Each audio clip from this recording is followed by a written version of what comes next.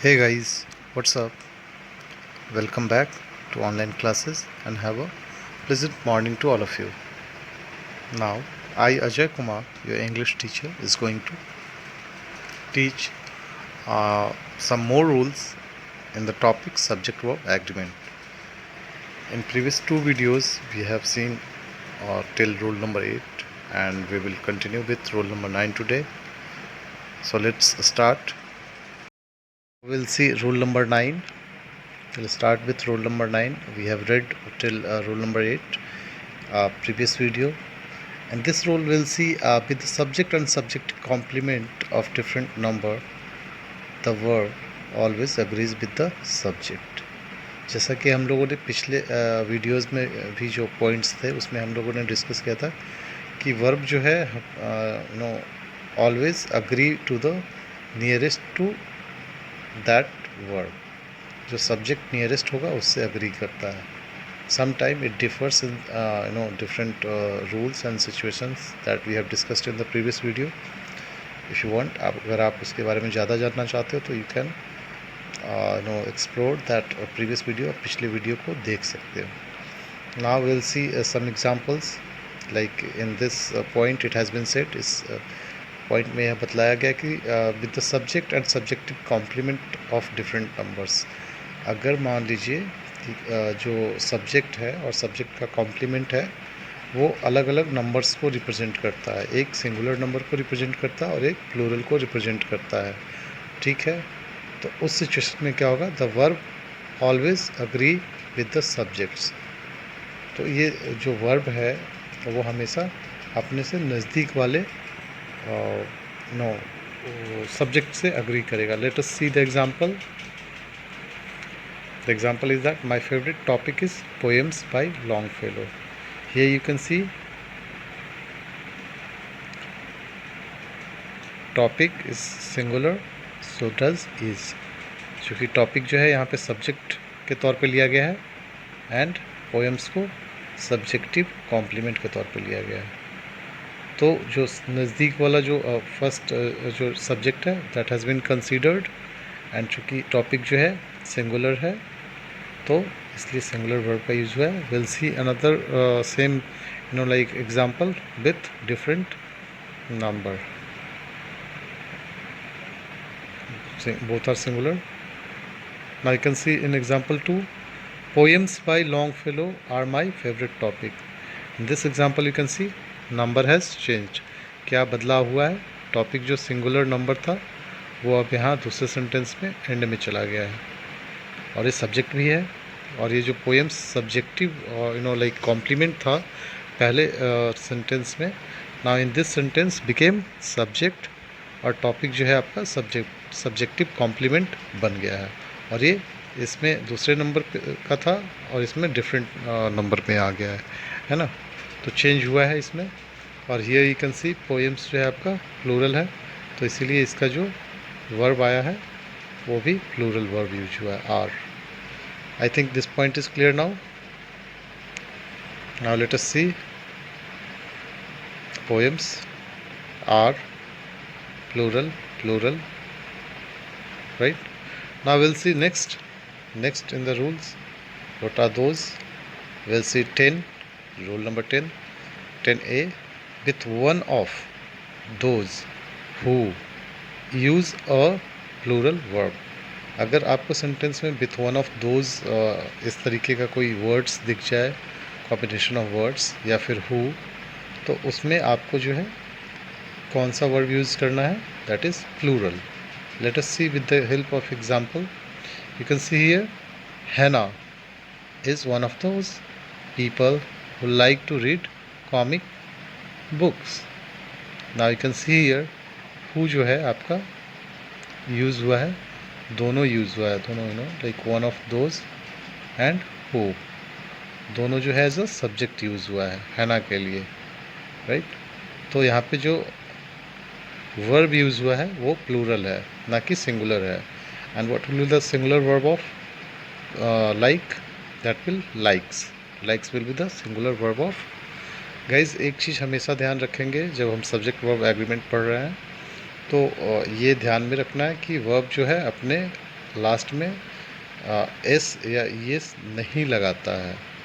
ये चीज़ क्लियर होना चाहिए माइंड में। जब भी आप सेंटेंस लिख रहे हो या सेंटेंस बोल रहे हो, you should practice more not to s and es in the end of verb. I think it is clear now to everyone.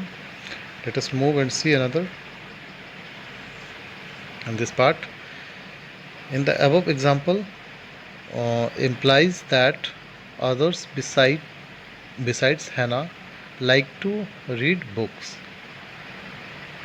Okay, other जो मतलब दूसरे जो है हैना को छोड़ करके no they actually like to read books, वो बुक्स पढ़ना पसंद करते हैं, comic books. Okay, now therefore the plural verb is correct form to use, इसीलिए प्लूरल वर्ब जो है यहाँ पे प्लूरल फॉर्म ऑफ वर्ब जो है यहाँ पे यूज करना सही है।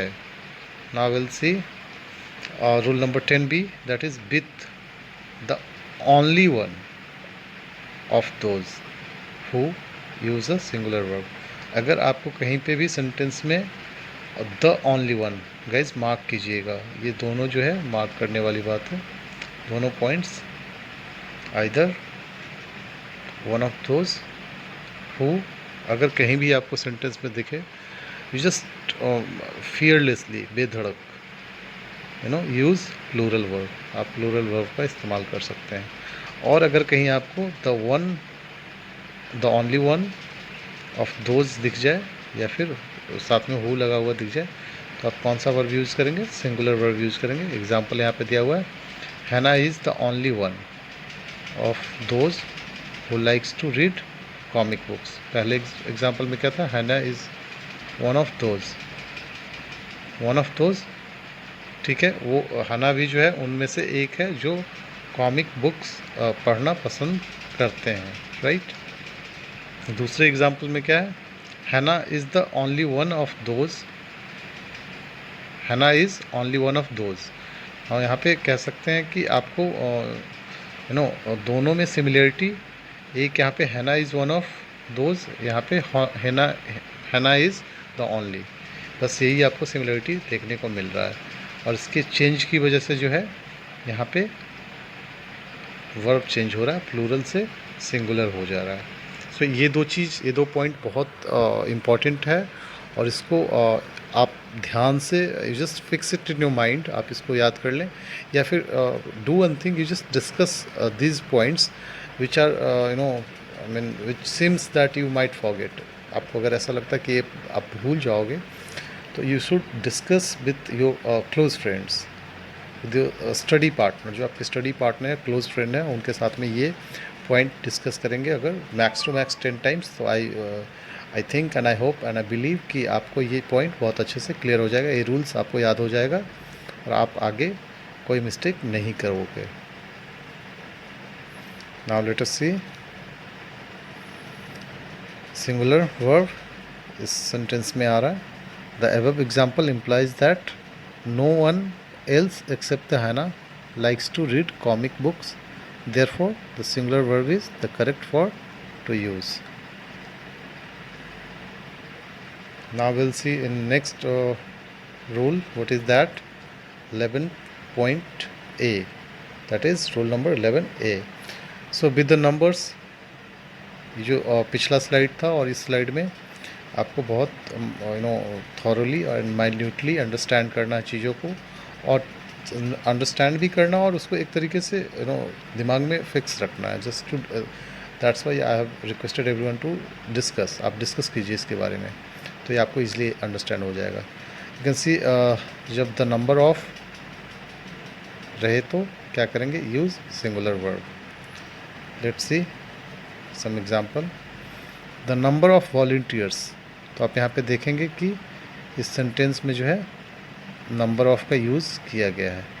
वॉलंटियर्स क्या है? यहाँ पे प्लूरल है, राइट, लेकिन वर्ब जो है क्या यहाँ पे यूज़ किया गया? सिंगुलर वर्ब यूज़ किया गया है।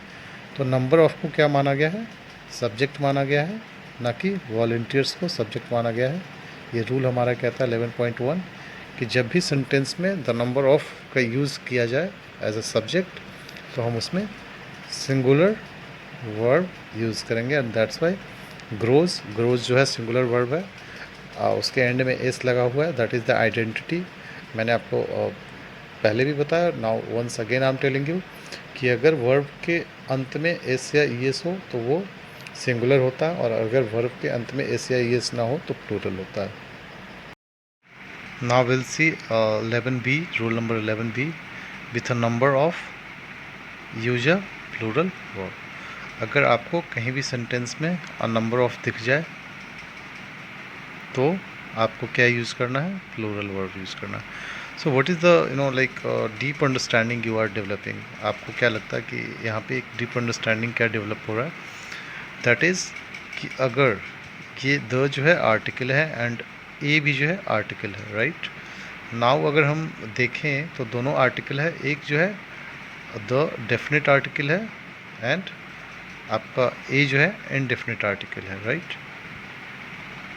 तो अगर ये दोनों आर्टिकल जो है अगर नंबर्स के साथ में आए, नंबर वर्ड के साथ में आए और सेंटेंस में आ रहा है, तो हम अगर डेफिनेट आर्टिकल है तो सिंगुलर वर्ब यूज करेंगे एंड इनडेफिनेट आर्टिकल है तो हम प्लूरल वर्ब यूज़ करेंगे।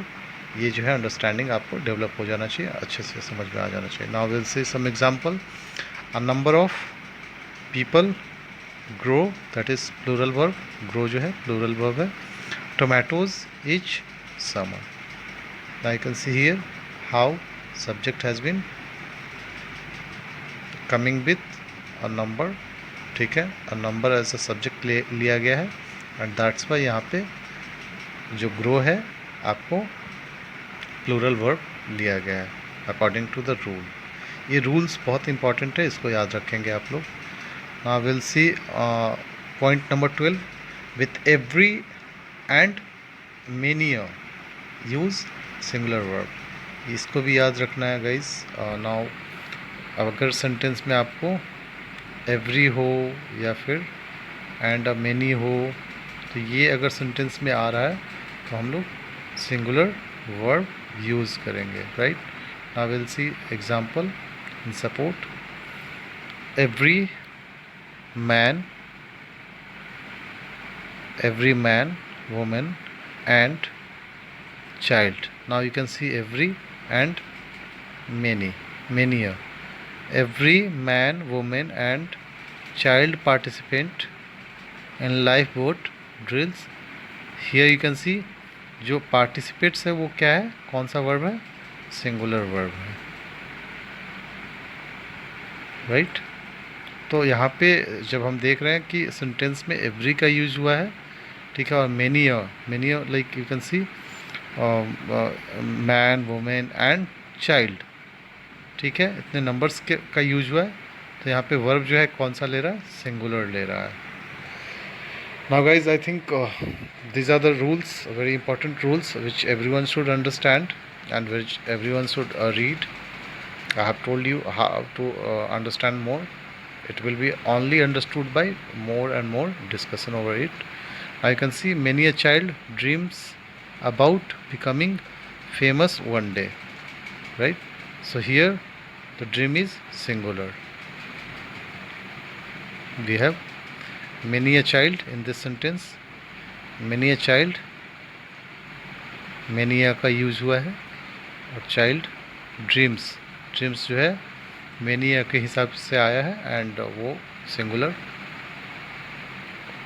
का यूज हुआ है। I will see. Okay guys, now we have read all the possible rules which are very basics for understanding, and I think after this whole 3 part of the video about this topic subject verb agreement, you might have developed some specific and clear image of the subject verb agreement, and I will hope and I will believe that you will now start using the correct use of subject verb agreement.